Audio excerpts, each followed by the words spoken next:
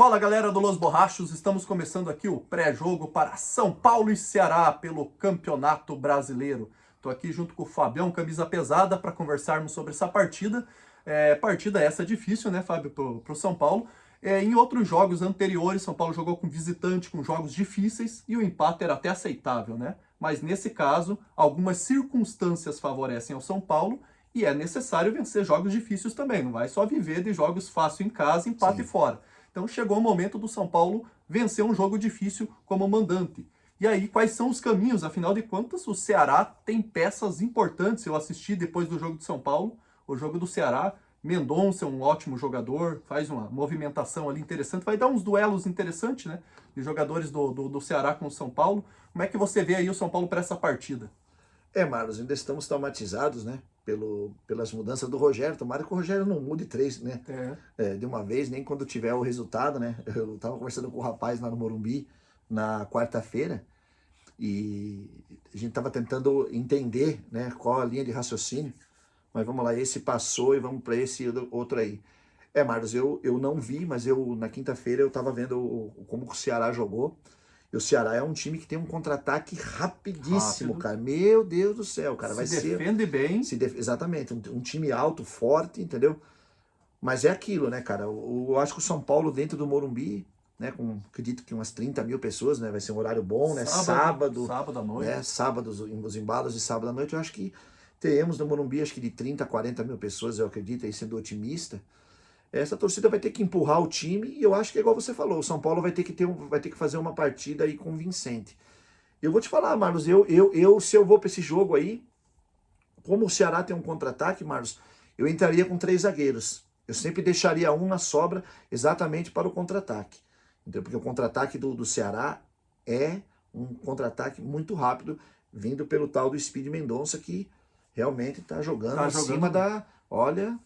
E de se parabenizar, porque é o seguinte, né? É um jogador que o São Paulo busca, um jogador de velocidade. Exatamente, né? Provavelmente não seja um jogador tão caro, né? E aí, se você for ver, o Ceará ele não tinha proposta de campeonatos que seduzisse um jogador melhor que o São Paulo. É os mesmos campeonatos. Questão financeira e estrutural, o São Paulo até dá condições melhores para alguns jogadores. Sim. Então, o São Paulo teria condições de ter. O Ceará conseguiu aí um bom jogador que está fazendo um bom trabalho lá. Você falou aí no esquema de 3 zagueiros, o São Paulo, quando ele não joga no 3 zagueiro, ele também segura uma linha de 3, né? Deixando o Rafinha preso. Sim.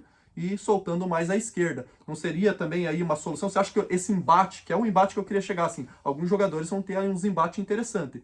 E o Mendonça, ele cai um pouco mais para a esquerda. Ele flutua, mas cai mais pela esquerda. Ou seja, vai bater de frente com o Rafinha. Acho que o Rafinha já não é o suficiente para dar conta ali? Porque se for 3 zagueiro, quem que seria o da direita? Marlos, aí eu colocaria o Diego Costa, porque o Diego Costa o Diego Costa, além de ser, eu acredito que seja o nosso zagueiro mais rápido, né?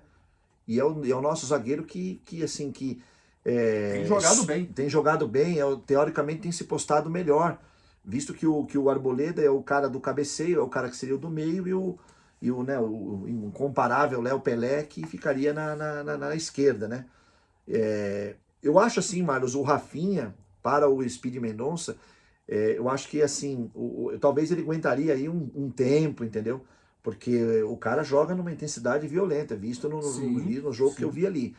Mas assim, eu acho que o São Paulo, ele precisa neutralizar a bola, porque se o São Paulo tiver o controle do jogo e marcar a peça o arco, que é aquele que faz o lançamento para o Speed Mendonça, acho que pressionando ali o time do Ceará, acredito que ele consiga... Isso aí é uma visão interessante, eu sempre observo isso aí nos jogos.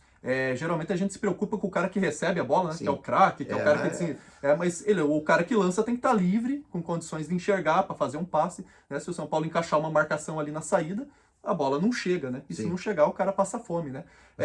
Falando um pouquinho do 3-5-2 ali, até que o Rogério usou no Clássico, foi bem no primeiro tempo. Nossa. Só que as laterais não foram aquelas que nós esperávamos, né? Entrou o Reinaldo, que surpreendeu, jogou bem, e na direita não entrou o Rafinha. Se fosse para manter o 3-5-2, Rafinha e Wellington, visto que o Wellington é mais contundente, né? Com 3-5-2 ele tem mais suporte. Mas o Reinaldo jogou bem. Pois é, Marcos, eu vou te falar uma coisa para você. Você sabe que eu tenho uma grande dificuldade de admitir o Reinaldo, né? Mas a partida que o Reinaldo fez na Arena Corinthians, ela me surpreendeu, assim, positivamente, né?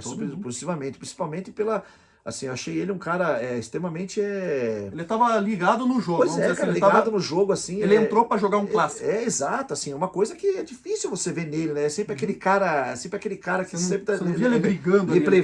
Lembra-se aquele cara de plevô, o cara que parece que não tem compromisso. Sim. E eu vi que ele veio, assim, focado, assim, sempre focado, essa era a palavra que eu queria achar. Focado.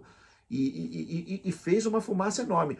Eu iria com o Wellington, porque nós estamos jogando no Morumbi e nós precisamos de contundência aí sim, mais intensidade, mais intensidade para a gente poder abastecer o nosso centroavante, que é aquilo, o nosso centroavante, se chegar 3 bolas, 2 bolas, uma ele põe para dentro. O aproveitamento dele tá alto mesmo. Tá altíssimo também. Fabião, falando um pouquinho agora do Ceará aqui, que o São Paulo, a última derrota foi lá em 2015, mas não se enganem, porque nós tivemos 5 placares de 1-1, 2 vitórias por 1-0, e apenas 0-0, ou seja, fazer gol no Ceará não é difícil. E se você for pegar o Campeonato Brasileiro desse ano, o Ceará também não tem tomado muitos gols, tá? Apesar de ele estar em penúltimo do Campeonato Brasileiro, ele tem tomado poucos gols e com a campanha excelente na Copa Sul-Americana, né? 100%, 100%, passou com a melhor campanha, ou seja, duelo complicadíssimo aí para o São Paulo. Agora, as vantagens que eu falei que o São Paulo pode ter, o Ceará tem mesclado um pouquinho, agora tá na moda, né? Focar em um jogo da semana, e eles jogaram quinta-feira, jogo é sábado, 2 dias de descanso, foi na Argentina. Quarta-feira. Não, foi junto. Tá certo. Aí foi quarta-feira, jogo é sábado, 3 dias de descanso, jogo na Argentina, jogo difícil contra o Independente, de intensidade. Não sei se eles vão fazer a logística de voltar para o Ceará, que eu acho que é a mais provável, né? Voltar lá e depois vir para São Paulo. Ou seja, é o contrário do que o Rogério fala que é difícil, né? O Rogério teve o contrário. Teve jogo no Morumbi, não vai precisar viajar, poupou o time. É uma vantagem que o São Paulo traz para esse jogo, né? Não, é uma vantagem. Essa vantagem ela é física. Por isso que eu disse assim, eu acho que o primeiro tempo, o São Paulo precisa decidir esse jogo no primeiro tempo, Márcio. Aproveitar isso aí. Aproveitar exatamente isso sim. Se hoje se só fala nisso, né? Então eu acredito que o Ceará, né? O Ceará, não sei se eles tomam alguma vitamina lá, que não vai sentir isso, né? Porque vai ser o tirateima agora. Exatamente. Então agora é o contrário, né? Igual você falou, o São Paulo quarta-feira poupou quase todos os jogadores, entrou o Alisson, e entrou lá o Alisson e o Igor Vinícius. O Igor Vinícius, né? Mas talvez também pode ser que nem jogue. Exatamente. Então, quer dizer, tem um time inteiro ali, ele pode trabalhar, ele pode ter estudado, não teve viagem, jogo no Morumbi. Então eu acredito, não, e outra, né? Se você for ver, o Ceará jogou na quarta de noite, então ele tem quinta e sexta só. Para recuperar, porque... Sábado, então, outra viagem, porque do Ceará para São Paulo. Eu não acho que eles vão para lá não, Marcos. Eu acho que eles vão ficar direto para São Paulo, porque eles devem ter saído hoje, deve ter saído na quinta-feira de Argentina e direto para São Paulo, deve ficar no CT do Palmeiras, no próprio CT do Corinthians, que eles fazem isso, tipo de coisa. Fazem essa logística, né? Essa logística, porque não tem cabimento deles ir lá e voltar. Seria bom que aí cansava mais eles, né? Seria interessante.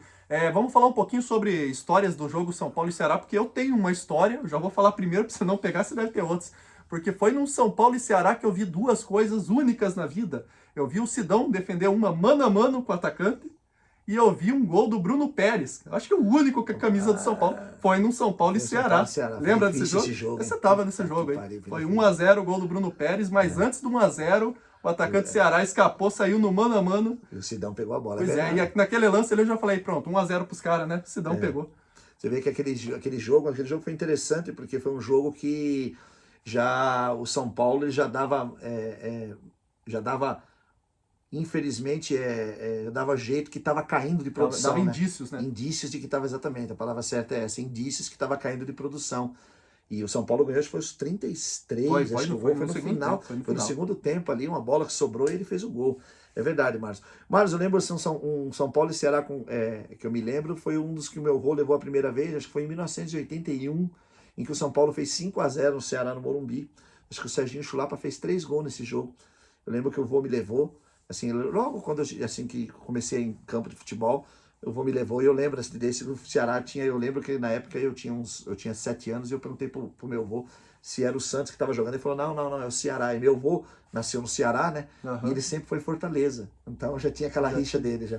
Tá certo. Você falou aí que foi 3 gols do Serginho Chulapa. Por curiosidade, essa semana eu tava vendo, por conta aí dos gols que o Caleri tem feito, que ele tem um retrospecto bom em clássico. Tava vendo quais são os artilheiros do São Paulo em cada clássico. Serginho Chulapa não era só de jogo simples, não. Ele era artilheiro de campeonato e artilheiro de clássico, porque ele é o maior goleador do São Paulo em clássico, dois em clássicos. clássico, Né? né? Ele é o maior goleador contra o Santos e contra o Corinthians. É só contra o Palmeiras que ele não é. Só você vê o tamanho que era o Serginho A Chulapa. importância do cara, né? Exatamente. Tá certo. Vamos aí pro palpite do jogo então, Fabião. Placar para esse jogo aí. Olha, Marlos, eu vou no meu placar tradicional, eu tô bem conveniente aí, de 2-1 pro São Paulo. 2-1? 2-1 pro São Paulo. Eu vou no placar que é mais difícil, porque o São Paulo tem tido dificuldade de fazer gol nos últimos anos do Ceará. O Ceará com uma boa defesa. Eu vou de 1-0 pro São Paulo.